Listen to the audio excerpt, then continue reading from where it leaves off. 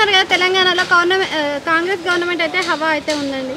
So ఇదే government కొనసాగుతుందంటారా? Maganti Gopinath గారు చనిపోవడం జరిగింది. బై ఎలక్షన్స్ వస్తున్నాయి. బై ఎలక్షన్స్లో మళ్ళీ బీఆర్ఎస్ వస్తుందా, కాంగ్రెస్ వస్తుందా? ఏం చెప్పుకోలేమమ్మా. ఇప్పుడు బీఎస్సీ వస్తుంది అనుకున్నాం, ఎవరు వచ్చారు? కాంగ్రెస్ వచ్చింది. ఎందుకేం చెప్తావు? ఇది అసలు అంచులు పారి రాదనుకున్నాము. పెదలు ఏం చేయంటే ఏం చెప్తావు?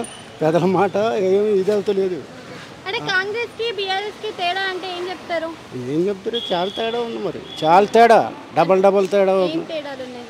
డబల్ ఏం పేరు అంటే ఏం చెప్తామమ్మా? ఈయన చేయలేదు, ఆయన చేయలేదు పెదలకి. అసలు ఇప్పుడు ఉన్న గవర్నమెంట్ లో 6 పథకాలను ఇస్తున్నారు కదా, 6 గ్యారెంటీలు లాగా. మరి 6 గ్యారెంటీలు ఎట్లా అనిపిస్తున్నాయి? ఏమనిపిస్తున్నాయి? ఏం లేదు, ఇలా ఏమేం లేదు. రేషన్ కార్డులు మరి లేదు. 30 సంవత్సరాలు అవుతుంది ఇక్కడ హైదరాబాద్ వచ్చి. మొన్న అప్లై చేసాం, ముందు అప్లై చేసాం. నాకు పింఛని లేదు. నాకు పింఛని కూడా లేదు. నాకు ఉంటుంది. ఎంత ఉంటుంది ఇప్పుడు? 55, 70 సంవత్సరాలు. 1-2 తక్కువ 70 సంవత్సరాలు నాకు. మరి ఏంటంటే ఏం చెప్తారు? ఎందుకంటే సమాధానం చెప్తున్నారు ఏటమ్మా? చిన్న చిన్న వాళ్ళకి ఏం సమాధానం ఏం చెప్తలేదు.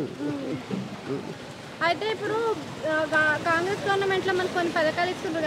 ఇస్తున్నారు, చాలా పథకాలు ఇస్తున్నారు. ఏమి ఇస్తున్నారు? రూపాయల గ్యాస్ కానీ అవన్నీ వస్తున్నాయా? ఏమి రావట్లేదు, ఏమి రావట్లేదు.